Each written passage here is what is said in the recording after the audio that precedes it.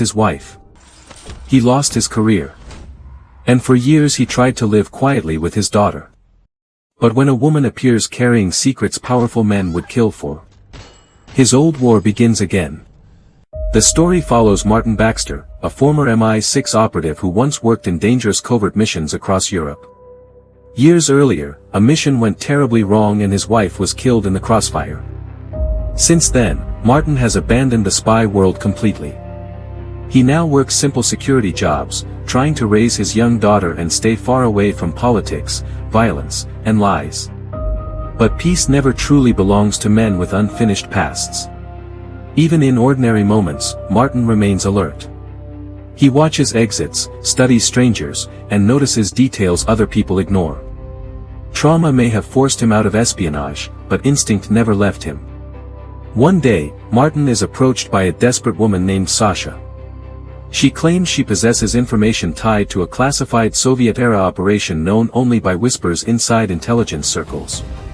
According to her, the files expose corruption, assassinations, and hidden political deals involving several governments. At first Martin refuses involvement. He has a daughter to protect and no reason to trust anyone from that world. But before she can explain further, armed men attack. Streets turn chaotic. Civilians scatter. Martin's old reflexes awaken instantly as he pulls Sasha to safety. The attackers are not random criminals. They move with military precision and carry advanced communications gear. Martin realizes multiple factions are hunting Sasha, meaning the secret she carries must be worth far more than money. He hides Sasha temporarily and demands the truth. She reveals that years ago, an operation was staged to steal information and erase witnesses. Those involved later rose into positions of influence. If the files become public, careers, alliances, and entire agencies could collapse. Martin wants no part of it. But when men linked to the chase locate his daughter's school, the choice is made for him. Martin sends his daughter into protective care with a trusted friend, then prepares for war. He gathers old contacts, safe phones, forged IDs, and weapons he swore never to touch again. Sasha watches him transform from exhausted father into field operative. His movements become sharper, his voice colder, and his decisions immediate. This is the man intelligence agencies once relied on, dangerous, disciplined, and impossible to predict. Together they flee across the city while being hunted by both corrupt officials and foreign mercenaries. During a tense escape through crowded streets, Martin notices something disturbing. Their pursuers know routes only insiders should know. Someone within official channels is feeding live information.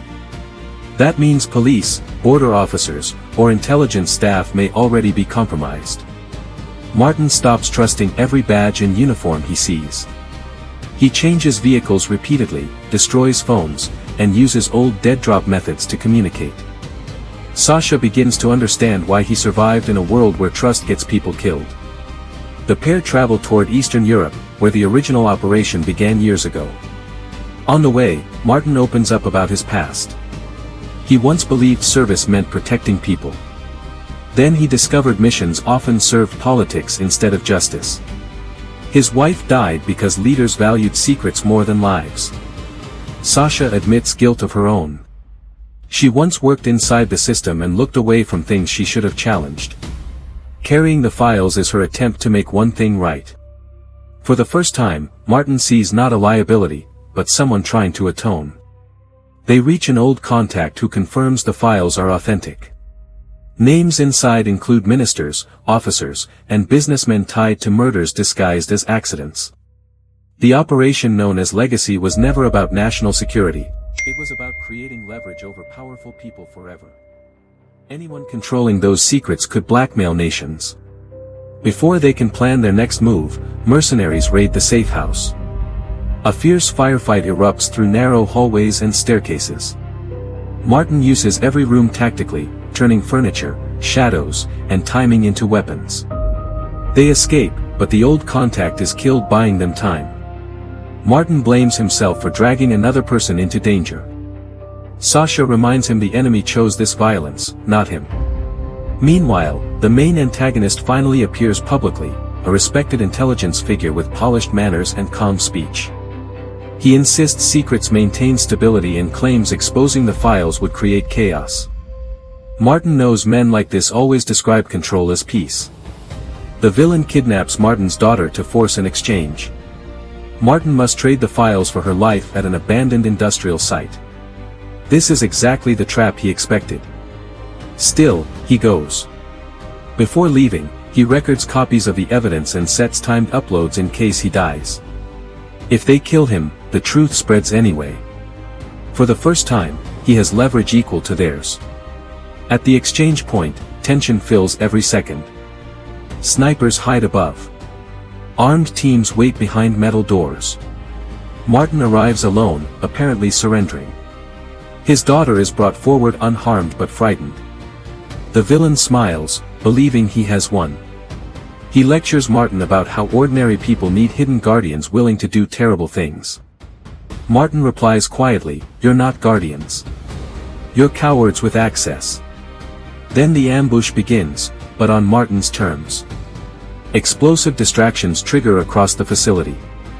Lights fail. Smoke spreads. Martin moves through confusion like a ghost, rescuing his daughter and eliminating guards one by one. Sasha remotely releases sections of the files to trusted journalists and international watchdog groups. Panic erupts among the conspirators as phones begin ringing. Their hidden world is collapsing in real time. He defeats him and recovers the last drive. News breaks across multiple countries. Investigations begin. Careers end overnight. Arrest warrants spread. Martin reunites with his daughter and walks away from the spy world once more. This time not because he is running from the past, but because he finally buried it. Some lies survive for decades. But every lie has a final day. What do you think about this video? Drop it on the comments section. And don't forget to like, share, follow, and subscribe.